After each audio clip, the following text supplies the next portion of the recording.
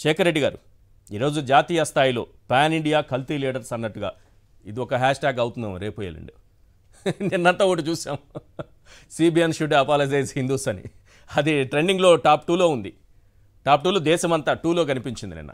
అది 1కి వెళ్ళిపోయి ఉంటుందేమో, మనం ఫాలో కాలేదో ఏమో తెలియదు. కానీ ఇప్పుడు దేశం ముందు వీళ్ళిద్దరూ దోషులుగా నిలబడ్డారా? నేషనల్ మీడియానే నిలబెట్టిందా? మనం పక్కన పెడదాం. మీరు అంటే ఈ రాష్ట్రం, నేను అందుకే అంది మొదట్లోనే, ఆంధ్రప్రదేశ్ విషయాన్ని పక్కన పెట్టేద్దామని అన్నా. సార్ నమస్తే అండి ఈశ్వర్ గారు, మీకు అలాగే ప్యానెల్లో ఉన్న పెద్దలకి, సాక్షి టీవీ వీక్షకులందరికీ కూడా గుడ్ ఈవినింగ్ అండి. Good evening. ఎట్లా అంటే మనం మాట్లాడుకోవాల్సిన అంశాలు చాలా ఉన్నాయండి. గుణం లేనివాడే కులం గొడుగు పడతాడు, మానవత్వం లేనివాడే మతం ముసుగేసుకొస్తాడు, జనులంతా ఒక కుటుంబం, జగమంతా ఒక నిలయం అని చెప్పి ఆనాడు జాషువా గారు మాట్లాడిన మాటలు నేటి ఆంధ్రప్రదేశ్ రాజకీయ పరిస్థితులకు అద్దం పడుతున్నాయి సార్. వాళ్ళు నిజమైన సనాతన ధర్మ పరిరక్షకులకి అయితే ఇబ్బంది లేదు సార్. వాళ్ళకు ఒక సిద్ధాంతం ఉంటుంది, ఆ సిద్ధాంతం ప్రకారం వాళ్ళకి వెళ్తారు, వాళ్ళకు ఒక నమ్మకం ఉంటుంది, ఒక నిబద్ధత ఉంటుంది. కానీ రాష్ట్రంలో విపరీతమైన పరిస్థితులు సార్.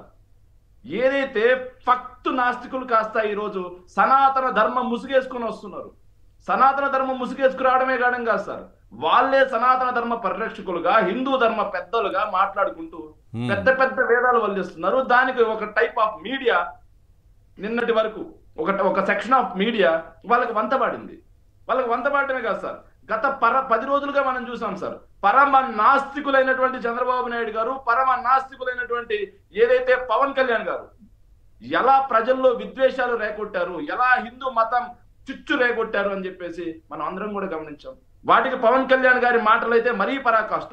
ఏం మీరు హిందువులు కాదా? మీకు పౌరుషం రాదా? మీరు బయటికి రారా? ఏమయ్యా పవన్ కళ్యాణ్, నీకంత సనాతన ధర్మాన్ని పరీక్షించాలి అని చెప్పి నువ్వు అనుకుంటే ముందు ప్రజల్ని పిలవడం కంటే ముందు నీ ఇంట్లో 6 మంది స్టార్లు ఉన్నారు సార్. 6 మంది స్టార్లు ఉన్నారు. వాళ్ళ అన్న దగ్గర నుంచి వాళ్ళ మేనల్లుల వరకు 6 మంది స్టార్లు ఉన్నారు. వాళ్ళు మాత్రం ప్రశాంతంగా సినిమాలు చేసుకోవాలి, డబ్బులు సంపాదించుకోవాలి, జీవితాన్ని ఎంజాయ్ చేయాలి. కానీ ప్రజలు మాత్రం ఈయన మాట్లాడే రెచ్చగొట్టే మాటలకి బయటకు వచ్చి ధర్నాలు చేసి రాష్ట్రాన్ని రావణ కాష్టంగా చేసి ఈయన కాస్త హిందూ నాయకుడిగా పైకి నిలబెట్టాలి.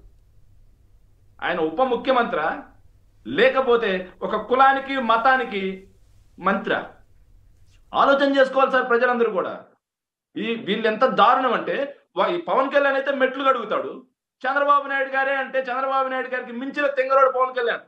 ఆయన మెట్లు గడుగుతాడు, మెట్లు గడిగిన తోడుగా ఇంకా విచిత్రమైన విద్యలన్నీ ప్రదర్శిస్తారు. వేషాలు వేశారు సినిమా నటులు కాబట్టి. కానీ నిజంగా వీళ్ళిద్దరికి హిందూ ధర్మం మీద చిత్తశుద్ధి ఉందా అంటే, ఒక ఆయనేమో బూట్లు వేసుకొని పూజలు చేస్తాడు, తిరుమలలో 1000 కాళ్ళ మండపం, జిఆర్ మఠం లాంటివన్నీ కూలగొట్టిస్తాడు. ఏదైతే విజయవాడలో 36 గుళ్ళు కూలగొట్టిస్తారు, అదేవిధంగా పుష్కరాల పేరుతో జనాన్ని చంపించి వాళ్ళ చావును కూడా అవహేళనగా మాట్లాడతారు. అయ్యప్ప స్వామి దీక్షను అవహేళనగా మాట్లాడతారు. విజయవాడ కనకదుర్గమ్మ గుళ్ళో క్షుద్ర పూజలు చేయిస్తారు. కానీ ఈ రోజు మాత్రం సనాతన ధర్మాన్ని ఎత్తుకుంటారు. సనాతన ధర్మం ఎత్తుకున్నది ఒక అంశం. రెండోది, రోజు తిరుమలకు కాలినడకన వెళుతున్న ఆ దృశ్యాలు కూడా వేశాము. ఆయన అక్కడ మాట్లాడుతూ ఒక మాట అన్నారు. కొంత అంటే నిన్న సుప్రీంకోర్టు కామెంట్స్ తర్వాత, క్వశ్చన్స్ తర్వాత కొంత మార్పు వచ్చినట్టుంది. కేవలం లడ్డూల విషయంగానే కాదట తాను ప్రాయశ్చిత్త దీక్ష చేపట్టింది.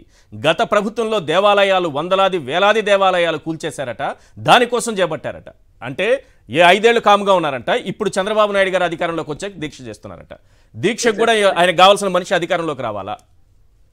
సార్ నేను మాట్లాడతాను సార్. ఇంకోటి ఏంటంటే, ఇంకొక ఆయన ఉన్నాడు సార్ ఉప ముఖ్యమంత్రి. ఆయనకి సనాతన ధర్మం అంటే ఏందో తెలియదు. అసలు సనాతన ధర్మం అనే దాంట్లో విడాకులకి తావే లేదు. కానీ ఆయన చరిత్ర ఏందనేది అందరికీ తెలుసు. ఆయన పార్టీ భావజాలం ఎక్కడి నుంచి మొదలైందండి? చెగోవీరా, పెరియార్ సిద్ధాంతం వరకు నడిచింది. పెరియార్ ఎవరండి? సనాతన ధర్మానికి, హిందూ ధర్మానికి బద్ద వ్యతిరేకి. ఆయన పెరియార్ ఆదర్శాలతో నేను పెరిగాను, పెరియార్ ఆదర్శాలతో నేను నడుస్తాను అని చెప్పి. కానీ ఈరోజు సనాతన ధర్మం వేసుకున్నారు. సో వీళ్ళు ఏంటంటే సార్, కేవలం రాజకీయ అవకాశాల కోసం, ఓట్ల కోసం, ఏదైతే ప్రజల మధ్య చిచ్చు పెట్టి ఆ చిచ్చులో చలిగాచుకోవాలి, రాజకీయంగా ఎదగాలి ఉన్న దురుద్దేశమే సార్.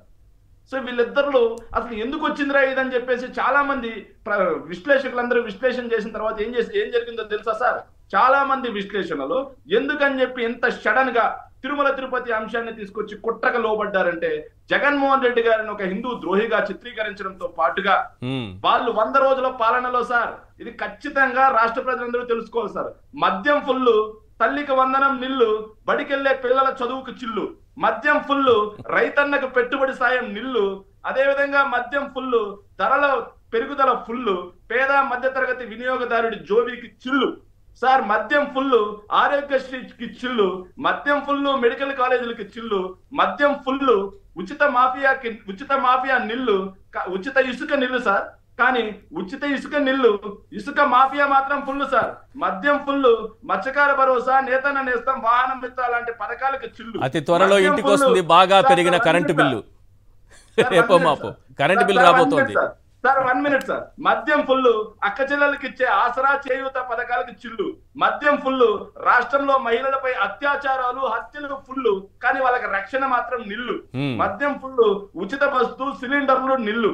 మద్యం ఫుల్లు, 15,000 మంది కాంట్రాక్ట్ ఉద్యోగుల ఉపాధికి చిల్లు.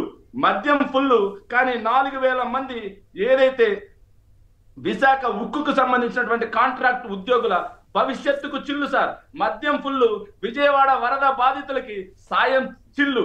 మద్యం ఫుల్లు సార్, రాష్ట్రంలో పెట్టుబడులు నిల్లు, కొత్త ఉద్యోగాలు నిల్లు.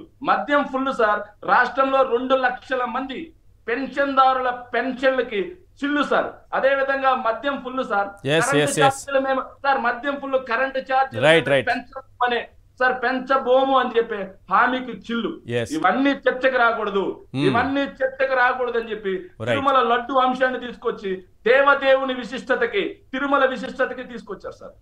ఇవన్నీ తీసుకొచ్చి ఎంత రచ్చ చేశారు, నేషనల్ మీడియాలో కూడా రచ్చ చేశారు సార్.